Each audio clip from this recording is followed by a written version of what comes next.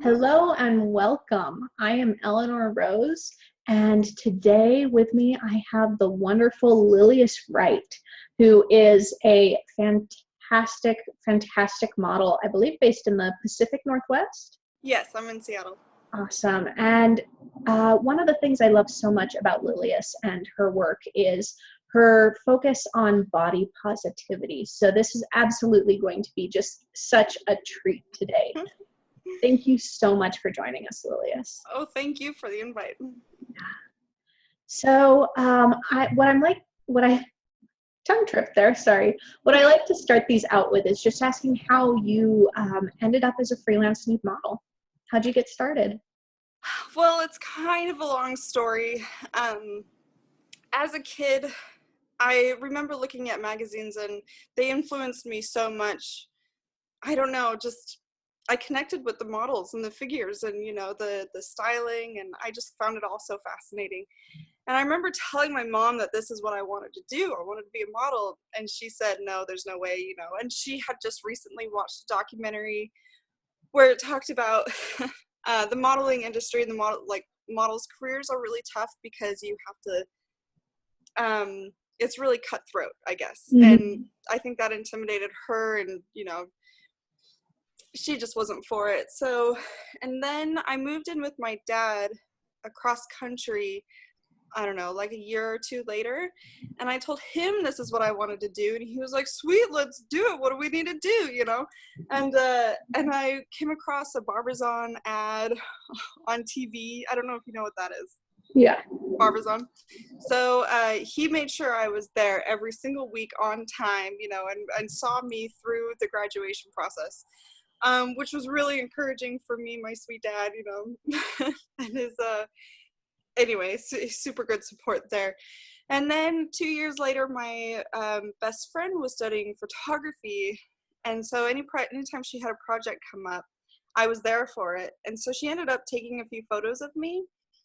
And I wasn't anything, it was nothing formal. It was all so casual in what we were doing. But turns out she ended up winning like national awards for some portraits that she took of me. Wow. When I was like 16, and I actually still think they're in my portfolio. Yeah, and then I kind of forgot about it. She put down her camera after a few years. And then I started dating a painter that I met online who said, your pictures translate really well to print. I had no idea what that meant. And then, yeah, we started dating. We got pretty intimate for a while. And in the relationship, he was like, "This is something you have to do. Like, I'm going to hook you up with some contacts. We're going to set you up with a Model Mayhem profile portfolio." And that was it. I mean, day one, I was taking paid shoots. So wow. I know it was kind of intense, but yeah, so kind of just, just the right people and the right support in the right environment. It was just like the perfect, I don't know, it was just everything came together so well. And yeah, so ever since I've just kind of landed in my lap, and I just went with the flow, and here I am 7 years later. That is awesome. So it sounds like you sort of hit the ground running and were taking paid shoots immediately. Yeah. How long did it take to become your sole source of income, your career? Well, it was a few years later. I didn't really realize I was kind of doing it as a hobby. Like after work, I had paid gigs, I think almost every single day for a few weeks. Wow. And then, yeah, so it was a hobby for, I don't know, maybe 3 or 4 years. And then I met a model. I can't remember who it was. Oh, Jordan Bunny. Do you know Jordan Bunny? I love her, yeah. Yeah, me too. Good friend. We became really good friends. But yeah, she was the first traveling model that I ever met. And I was just enamored with the whole idea. I was like, it's an actual thing. Like you can, give up your part-time job or whatever and just travel and just work with, amazing artists along the way. And I saw her do it, and I don't know, it was like this jealousy / living vicariously through her, giving her a place to stay anytime she came into town. And And I remember my boyfriend at the time didn't approve of any of it. Hmm. And neither did my parents, so I kind of put it on the back burner. And then I moved to Seattle, and then I got a nanny job full time for about a year.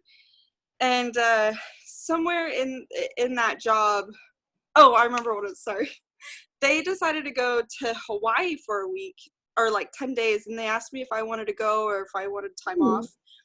And I was like, yeah, you guys can go. I think I'm gonna go to New York and see what the modeling gigs are like out there, just to scope it out. Well, right before I left, I was like folding their laundry and like adding up how much I was going to be making over 10 days. And I was like, what the fuck? $7,000 for 10 days? I was like, Jesus. I guess, I don't know. I had no idea that it took a lot of investment actually to get out there, to buy my own plane ticket, to figure out where I was going to stay, having no contacts, having no relationships with any other models to, for that resource and community. So I just went for it. And while I was on the trip, my employer emailed me and said, you know what, I think you need a model full time. Go for it. Have a blast. We'll ask you to babysit every once in a while. And so ever since then, yeah, again, that was just like diving straight off the cliff into into this world that I didn't know about it, but I had admired Jordan Bunny doing it for so long that it just made sense. So I haven't gone back. I can't even imagine having another job. Like, what on earth Right? would I even be doing that like is so fulfilling for my soul, that I would be as happy with that I am with modeling. So I don't know. I'm gonna ride the wave until it stops. I don't know. So. That is awesome. That is amazing. So you said this was your first tour as a model then? Yeah, my first tour as a model was to New York. Yep. And you managed to go to New York on your first tour and make $7,000 in 10 days? Yeah. Oh, well, okay. It was the East Coast. So it was like, Okay. it was New York, I think DC, yeah, and like Richmond, Virginia. That's still a really impressive figure for a first tour. Yeah, that's what I kind of thought. Amazing. Yeah. So did you do anything special that you think led to your success on that first tour then? Honestly, I think that it was just that. It was just my first tour. I had already built up a great portfolio over the years that I had been modeling. And so I think I had already built up a semi little fan base. Mm-hmm. And there were some photographers that contacted me over the years who said, if you ever come out this way, let me know. So this was my opportunity to go out and see them and work with them. And I don't know. I think, honestly, I really just boils down to it being my first tour. Interesting. Yeah. But that's awesome. Especially, I want to make a note of the fact that you kept those names so that when you did head that way, you were able to contact them. And I think that's really important because I see a lot of new models just get rid of those emails because they have no intention of going to New York or wherever.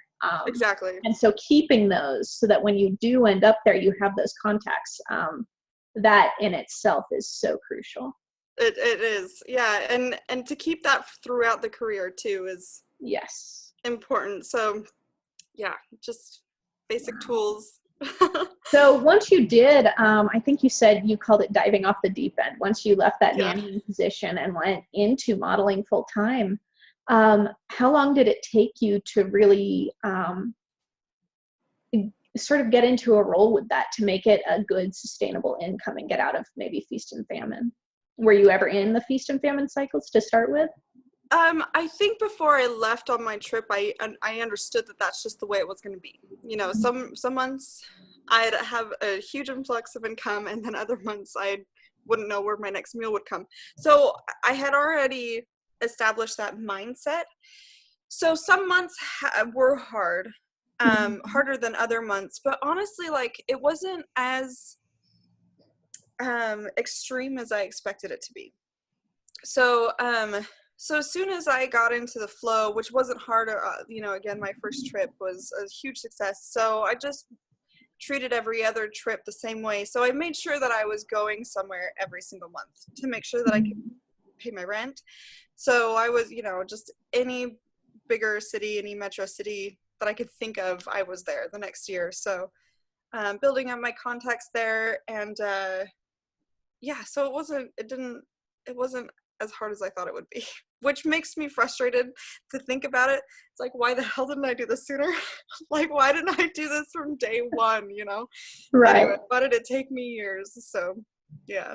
Well, it sounds like as much as the world would have loved to have you doing the full-time modeling thing sooner, it sounds like those years really got it to a point where you could have that instant success, where you honed your portfolio and you learned your skill set and everything. You're exactly right. And so when I did say, jumping off the deep end, maybe I didn't do that. Maybe I waddled in and then dove in. You know what I mean? So I don't know. Well, I mean, I still think leaving your job completely to go do this, there's still an element of risk there. It's still You're right.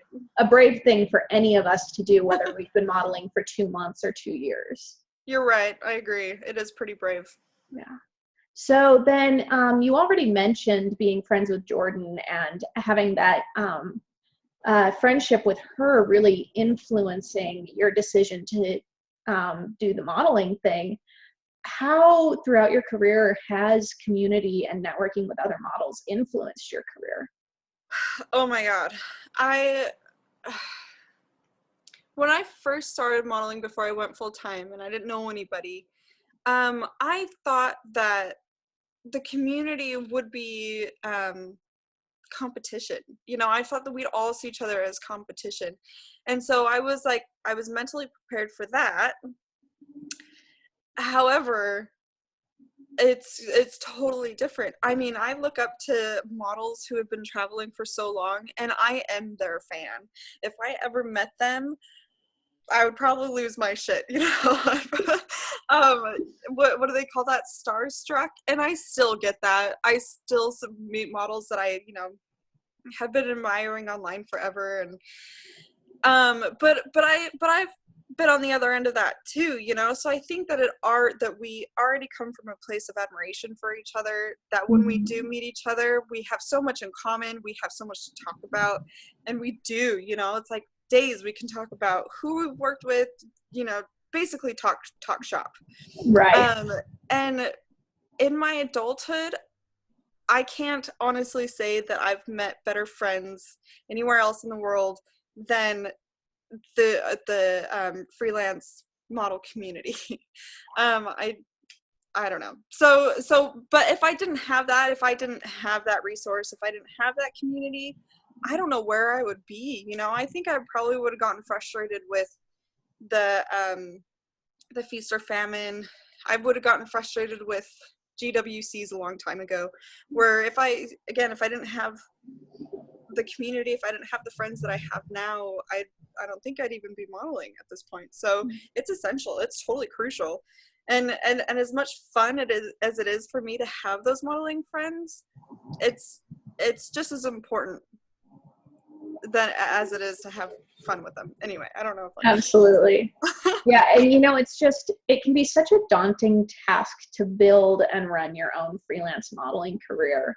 And having that community of other people who've done it, who are doing it, who either are where you are or have been there, relieves so much of that burden. It does. And even if they don't have the answers, they at least can say, yeah, it's normal to struggle with this. They relate. Yeah. Yeah. Absolutely. It's so valuable. It I don't really think is. any of us would be where we are if it weren't for community. I completely agree with you. Yeah. It's crazy. And going back a little bit into what you said, the term I like to use is fangirling. Fangirling, yeah. I definitely fangirl over many of us still. Oh my God, yeah. Even models who are close friends, I'm still kind of like, Jordan Bunny is a dear, dear friend of mine, and I still fangirl over her.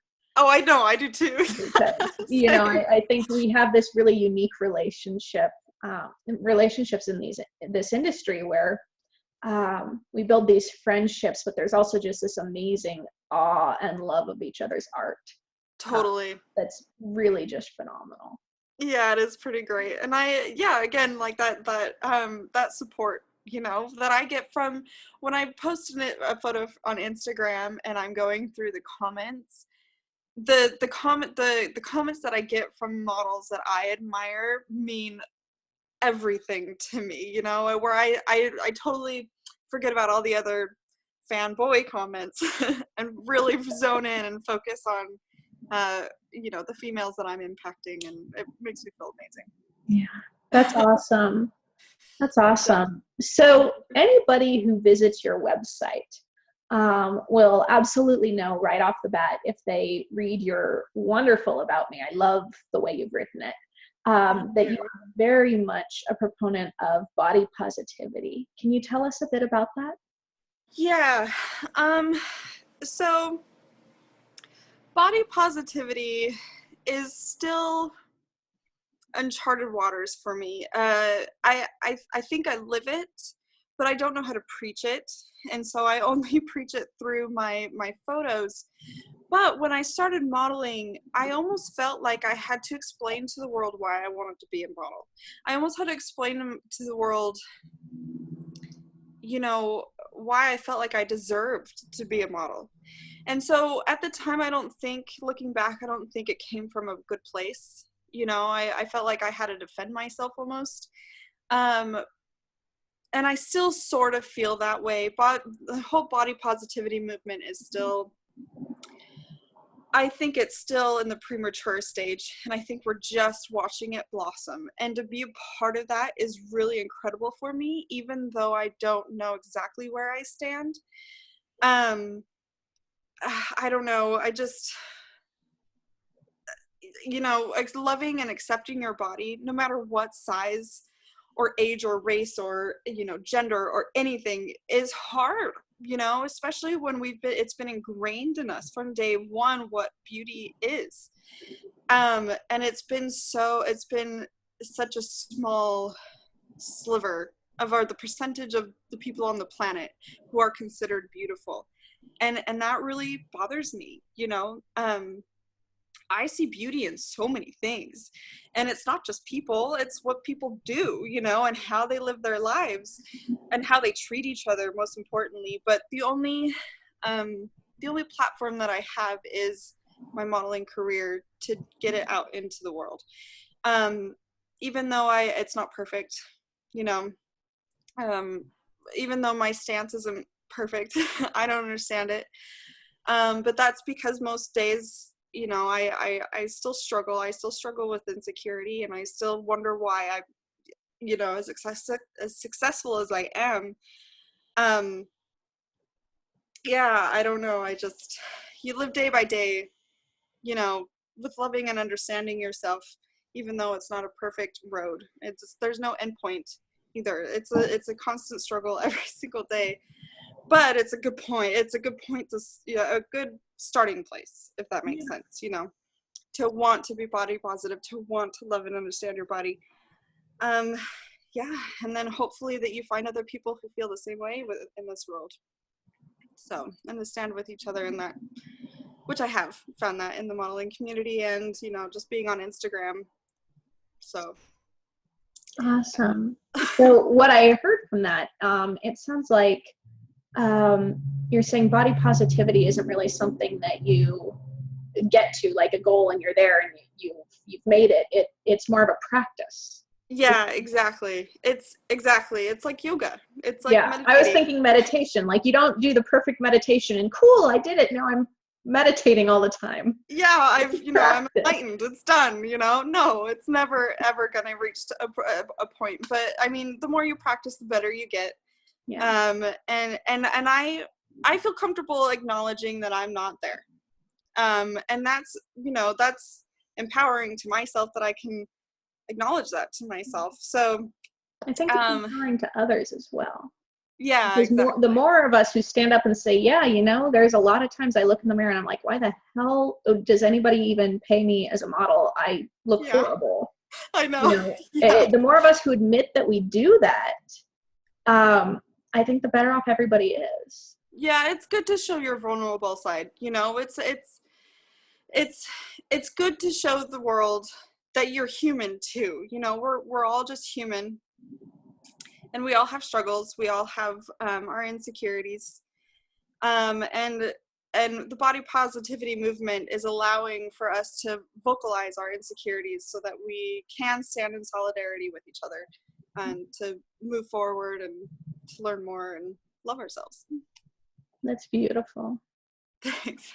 I've always felt like, as a nude model, that freelance nude modeling is such a huge step in the right direction, because media shapes how we perceive the world and how we feel about the world and about ourselves. And to have more media being developed of the thing about the freelance nude genre is that all bodies, shapes, sizes, races, genders are represented.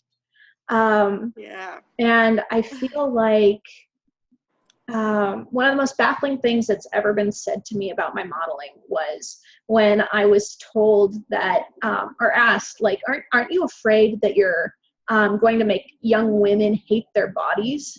I'm like, and this was by a family member who wanted me to do fashion instead of nudes.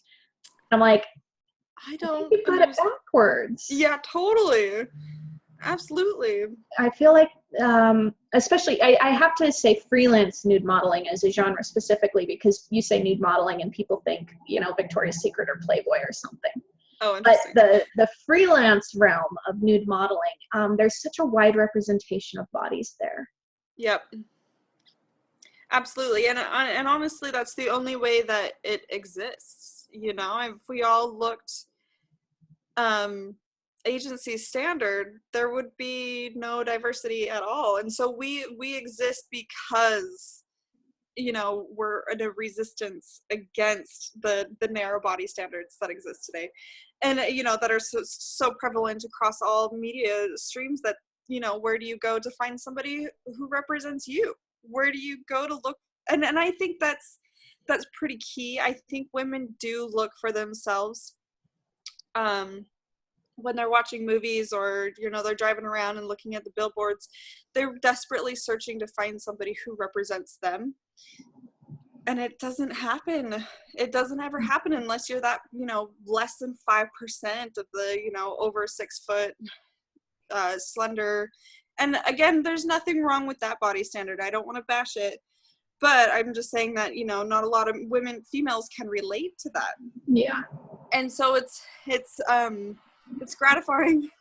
Excuse me, there's a truck passing. So it's gratifying for me to be able to offer that, to represent the females who look like me, who are a little bit, more diverse or curvy or, what have you. And I think that that's essential to the whole freelance community, where we are regular fucking people. We're just people, and we also happen to take awesome photos. Yeah. And so therefore, I think that even though we don't have, the reach that, major corporations do, we are able to reach the audience that that identifies with us.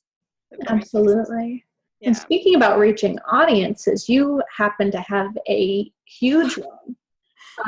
And that's one. I mean, there's so many things that make you impressive, but I feel like this message you have of body positivity and just being yourself and showing up as who you are, including that vulnerability that you mentioned, has resonated with so many people, because you've got this amazing following. And especially what I found noticeable is your amazing Patreon following. Oh, yeah. A lot of us are moving over to Patreon, and you're one of the models who really stands out as really doing wonderfully on the site. Thank you. Thank you. That's a huge compliment, and I hope that I am able to reach the people that I want to reach, my demographic, I guess. And honestly, I wouldn't be able to do that without Instagram. Instagram, like, people bash Instagram left and right, you know, Instagram models, or Instagram is model, you know, is the agency nowadays. And it's totally true. You know, I'm able to find photographers on there. I'm able to find people who will turn into paying patrons. I'm able to find people, girls who look like me, who I make good friends with because we have so much in common. That if I didn't have Instagram, if I didn't have that platform, my career wouldn't exist. And so, to put it in layman terms, a friend put it this way to me a while ago. Find a social media that you can get down with and make it your bitch. And I've made Instagram my bitch, you know. So I love that. I'm on it all day long. I might not be as interactive with my audience as I want to be, but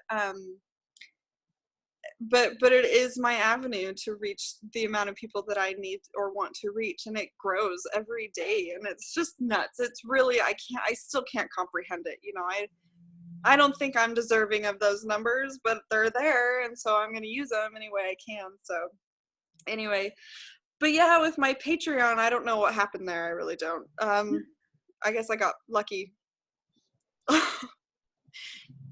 Anyway, there's quite a bit more than luck going into it.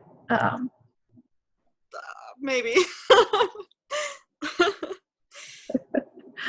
I really think people just connect with, like I said, you showing up fully as yourself. Yeah, there's no, I don't know how to do anything else. Yeah. I'm incapable. That's really refreshing. Thanks.